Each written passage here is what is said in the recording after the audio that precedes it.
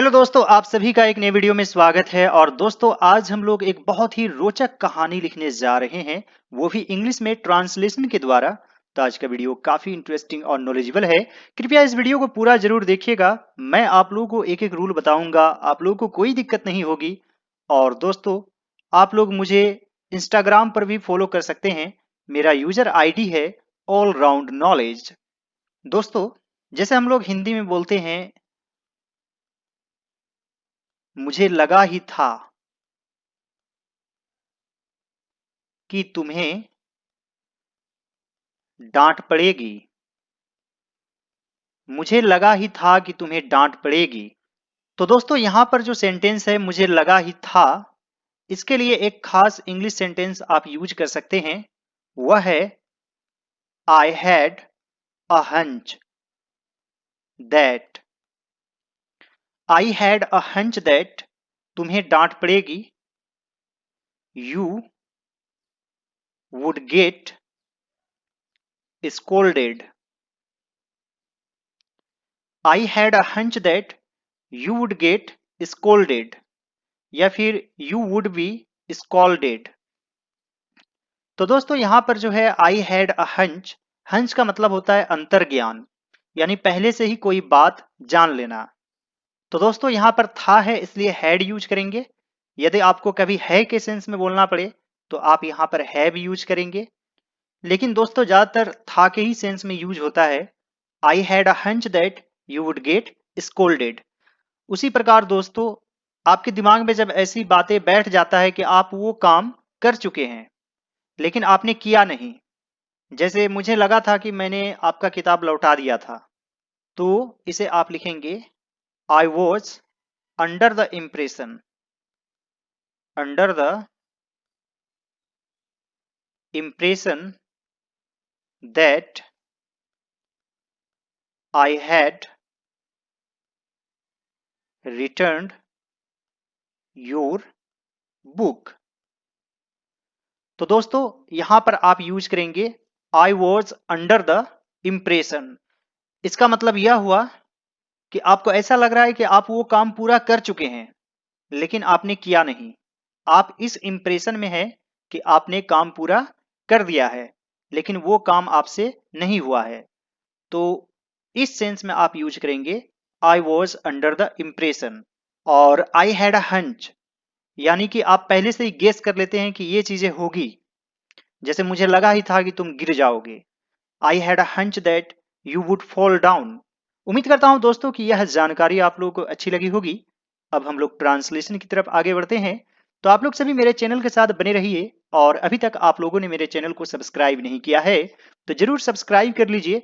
और दोस्तों, साथ ही दूसरे सभी वीडियोज को जरूर देखिए। मेरे वीडियोज हमेशा ही नॉलेजेबल होते हैं और मैं काफी मेहनत से, लगन से आप लोगों के लिए वीडियो बनाता हूं। So friends, let's get started now. किसी जंगल में एक तपस्वी रहते थे। तो दोस्तों, यहां पर है रहते थे। मैं जाता था, रहता था। इसके लिए आप सिंपल पास्ट टेंस का यूज कर सकते हैं, और स्टोरी में तो सिंपल पास्ट टेंस का ही यूज होता है। और जैसे मैं जाया करता था, पढ़ा करता था, इस तरीके में आप यूज टू का भी प्रयोग कर सकते हैं। I use to go there, I use to play on the bank of the river Ganga.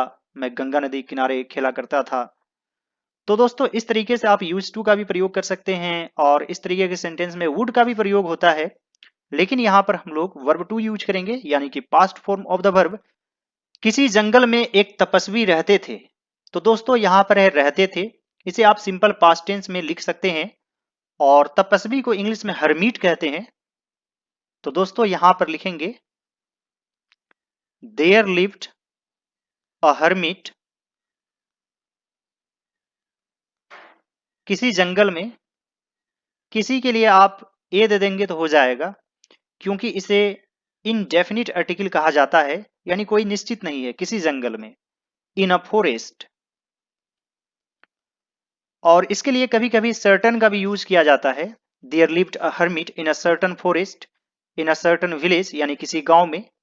और आप इस तरीके से भी लिख सकते हैं there lived a hermit in a forest. वे बहुत ही दयालु और परोपकारी थे।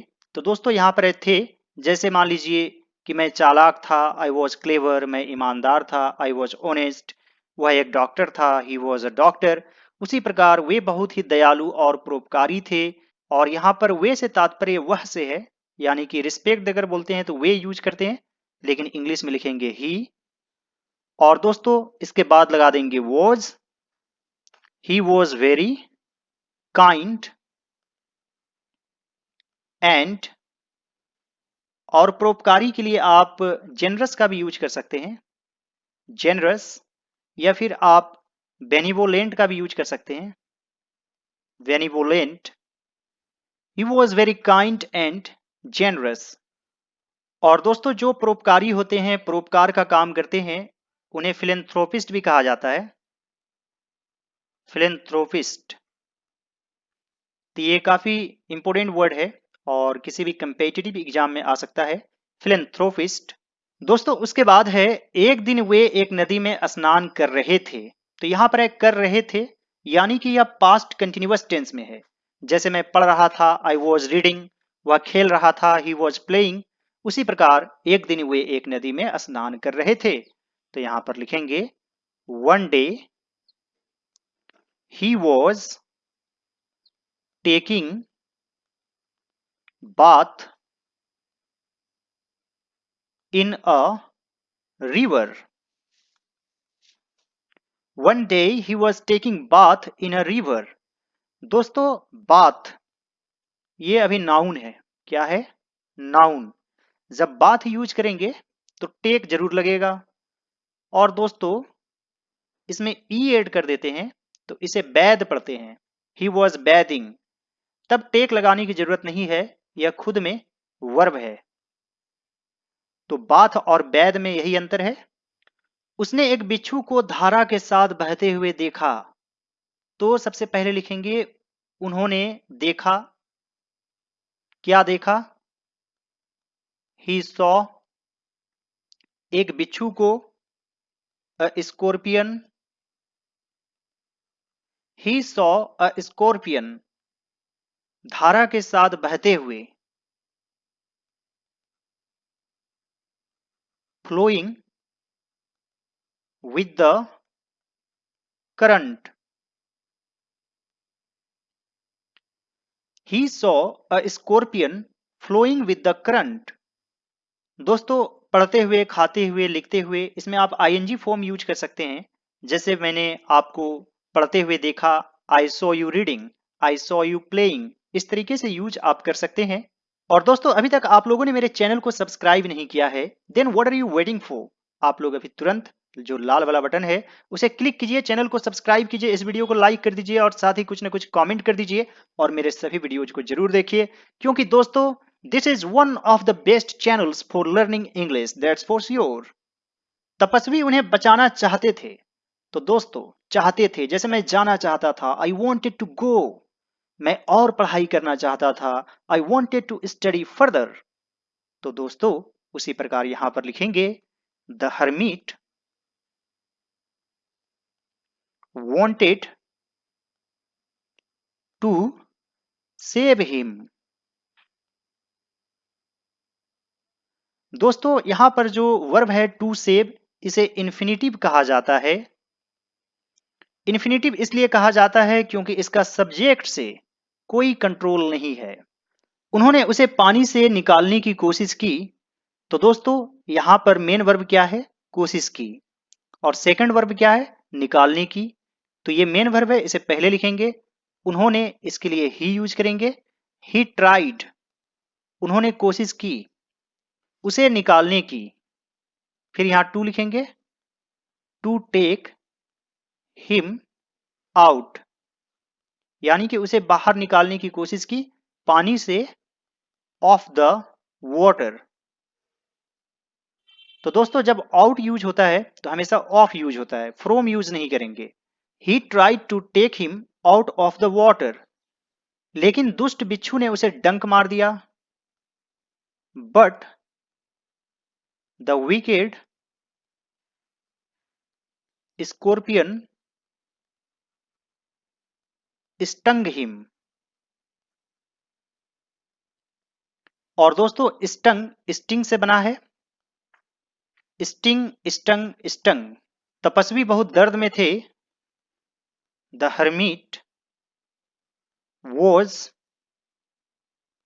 इन ग्रेट पेन।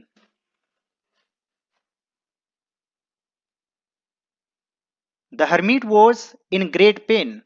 उनका हाथ कांपने लगा था। His hand began to shake. दोस्तों, लगा था के सेंस में हमेशा बिगेन यूज होता है। जैसे वह रोने लगा था, ही बिगेन टू क्राई। वह हंसने लगा था, ही बिगेन टू लाफ। उसी प्रकार his hand began to shake. उन्होंने बिच्छू को पानी में छोड़ दिया। तो दोस्तों, हाथ से कोई चीज छोड़ देना जानबूझकर उसे ड्रॉप कहा जाता है। जैसे आप क्रिकेट में सुनते होंगे कि कैच ड्रॉप हो गया। तो ड्रॉप का मतलब होता है छोड़ देना, यानी ऊपर से नीचे की तरफ छोड़ देना। या फिर ड्रॉप मीन्स बूंद भी होता है, ड्रॉप्स ऑफ वाटर। तो यहां पर उन्होंने बिच्छू को पानी में छोड़ दिया, यह सिंपल पास्ट टेंस में है। ही dropped the scorpion into the water.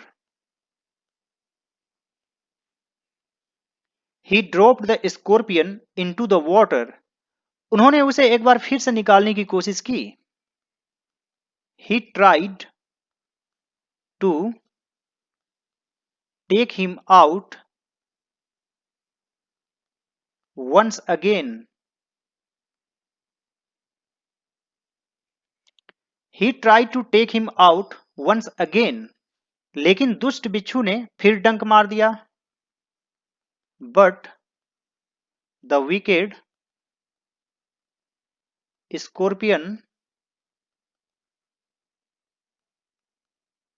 stung him again. But the wicked scorpion stung him again.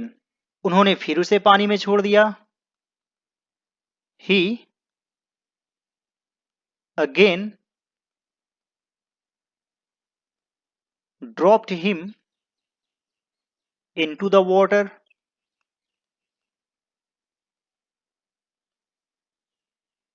दोस्तों, यहां पर बिच्छू के लिए हिम यूज कर रहे हैं क्योंकि स्टोरी में यूज कर सकते हैं, लेकिन जनरली आपको ईट या इट्स यूज करना पड़ेगा। लेकिन तुरंत उसे बाहर निकाल लिया। बट इमीडिएटली, यानी कि शीघ्र ही, यहां पर आप एट वंस का भी यूज कर सकते हैं। बट इमीडिएटली ही टूक हिम आउट। बट इमीडिएटली ही टूक हिम आउट। उन्होंने उसे सूखे जमीन पर रख दिया। ही placed him on a dry place. He placed him on a dry place. तो दोस्तों, प्लेस मीन्स जगह भी होता है, और किसी सामान को यहां से उठाकर यहां पर रख देना प्लेस कहलाएगा। वे उनकी जान बचाकर खुश थे। ही वॉज ग्लैड, या फिर आप हैप्पी भी लिख सकते हैं, happy to save him. He was glad to save him. उन्होंने अपनी तकलीफ पर ध्यान नहीं दिया। ध्यान नहीं देना, इसे माइंड भी कहते हैं। तो यहां पर लिखेंगे ही did not mind his on trouble. दोस्तों, यह सिंपल पास्ट टेंस में है और नेगेटिव सेंटेंस है। इसमें did not plus verb one use करते हैं। जैसे उसने एक पत्र नहीं लिखा, he did not write a letter. दूसरे व्यक्ति जो इस पूरी घटनाक्रम को देख रहे थे, तपस्वी को मूर्ख बताया।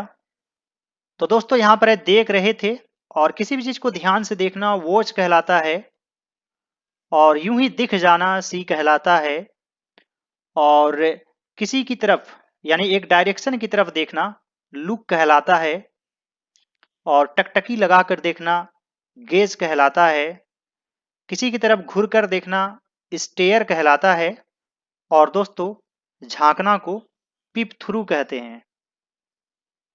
यानी कि पीप मीन्स झांकना, पीप थ्रू द विंडो यानी कि खिड़की से झांकना। तो दोस्तों हम लोग यहां पर वॉच यूज करेंगे, तो यहां पर लिखेंगे अदर पर्सन्स, जो के लिए हु यूज करेंगे, और यहां पर पर्सन्स है, एक से अधिक है, इसलिए वर यूज करेंगे। Who were watching the whole, actually दोस्तों यहां पर W साइलेंट रहता है, इसे होल पढ़ते हैं। द होल थिंग्स, या फिर इंसिडेंट्स भी लिख सकते हैं।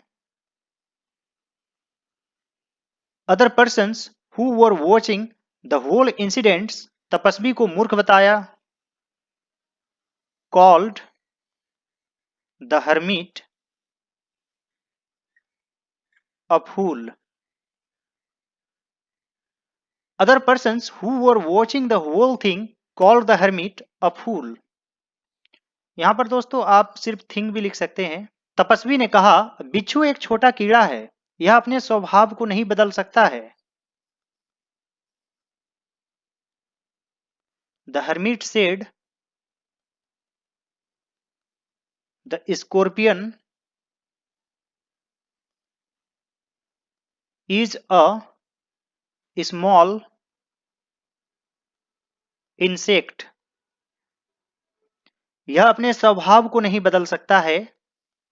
It cannot change its nature।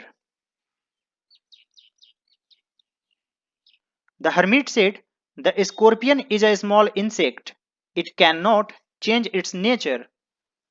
एक बुद्धि संपन्न प्राणी होने के नाते दूसरे की भला करना मेरा कर्तव्य है। तो दोस्तों यहां पर है एक बुद्धि संपन्न प्राणी होने के नाते या के रूप में, इसके लिए एज यूज करेंगे।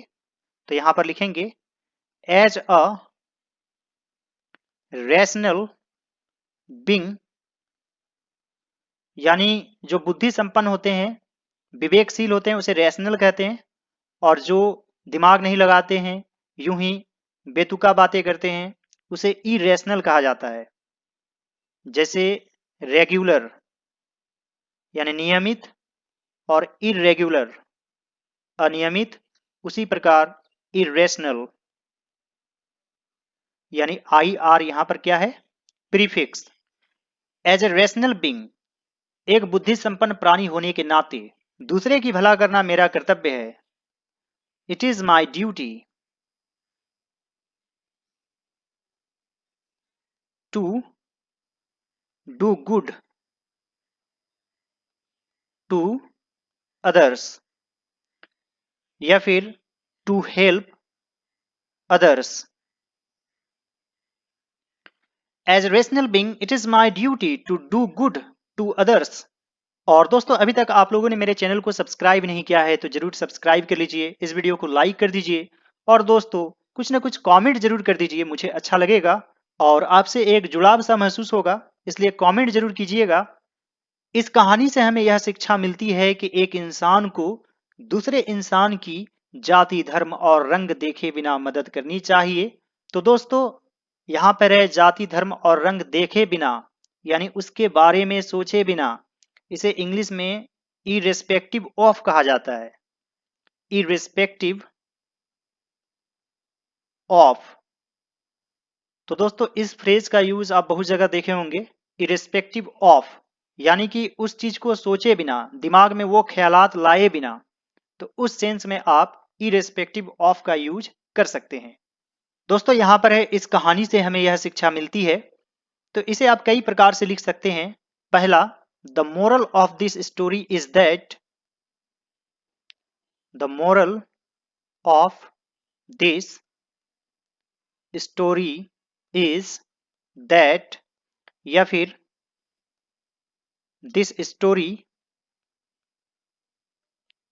टीचेज अस दैट, एक इंसान को दूसरे इंसान की जाति, धर्म और रंग देखे बिना मदद करनी चाहिए। वन पर्सन और यहां पर चाहिए शुड यूज करेंगे, शुड हेल्प द अदर, और यहां पर लिखेंगे इरेस्पेक्टिव ऑफ, या फिर यदि इसके बदले में आप यूज करना चाहें तो विदाउट कंसीडरिंग भी लिख सकते हैं, without considering his caste, creed and colour. ये तीनों हमेशा ही एक साथ यूज होता है, caste, creed and colour. Creed का मतलब एक तरह से धर्म ही होता है। This story teaches us that one person should help the other irrespective of his caste. यहां पर आप देयर का भी यूज कर सकते हैं।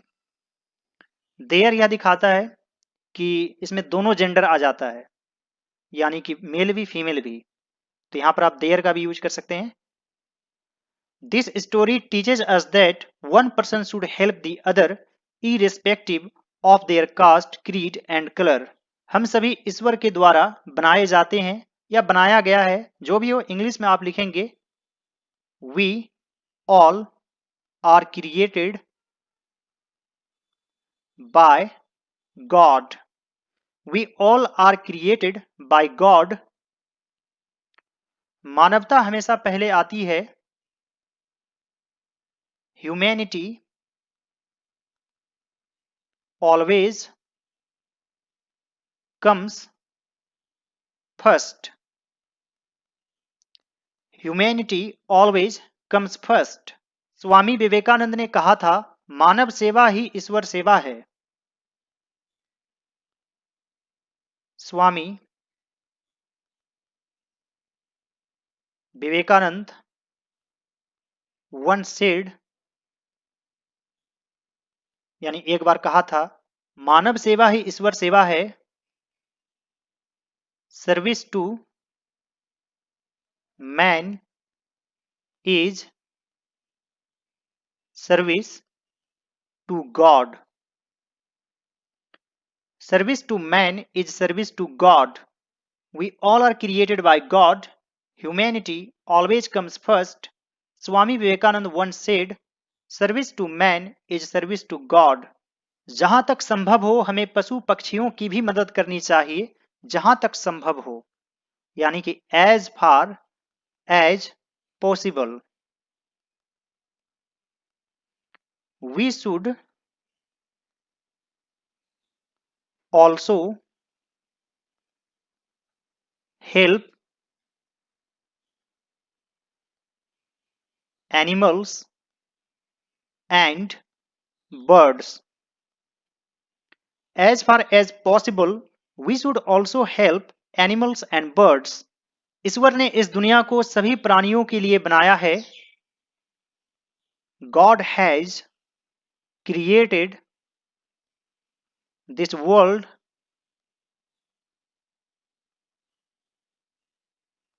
for all creatures. God has created this world for all creatures. सभी प्राणियों को जीने का समान हक है। यहां पर दोस्तों आप all का भी यूज कर सकते हैं और every का भी यूज कर सकते हैं। Every creature has equal right to live. Every creature has equal right to live. और यदि all लिखेंगे तो यहां पर creatures लिखना पड़ेगा, all creatures, फिर यहां पर have लगाना पड़ेगा। All creatures have equal right to live. हमें जियो और जीने दो के सिद्धांत पर चलना चाहिए या के साथ चलना चाहिए, तो आप इसे इस प्रकार से भी लिख सकते हैं, our motto should be live and let live. Our motto should be leave and let leave, या फिर आप इसे इस तरीके से भी लिख सकते हैं, वी शुड कंप्लाई विद, यहां पर द प्रिंसिपल भी ऐड कर सकते हैं यानी सिद्धांत, we should comply with the principle live and let live, जियो और जीने दो। उम्मीद करता हूं दोस्तों कि आज का वीडियो आप लोगों को अच्छा लगा होगा। यदि ये वीडियो आप लोगों को अच्छा लगे तो इस वीडियो को लाइक कर दीजिएगा। इस तरह के वीडियो बनाने में काफी मेहनत लगता है। और दोस्तों कुछ ना कुछ कमेंट जरूर कर दीजिएगा, इससे थोड़ा सा जुड़ाव सा महसूस होता है और आपके नाम भी मुझे याद रहते हैं। तो आप लोग सभी कमेंट जरूर कीजिएगा, इस वीडियो को लाइक जरूर कर दीजिएगा, और अभी तक चैनल को सब्सक्राइब नहीं किया है तो जरूर सब्सक्राइब कर लीजिएगा और दूसरे सभी वीडियोज को जरूर देखिएगा। All right dear students and friends, thanks for watching, have a great day, enjoy yourself।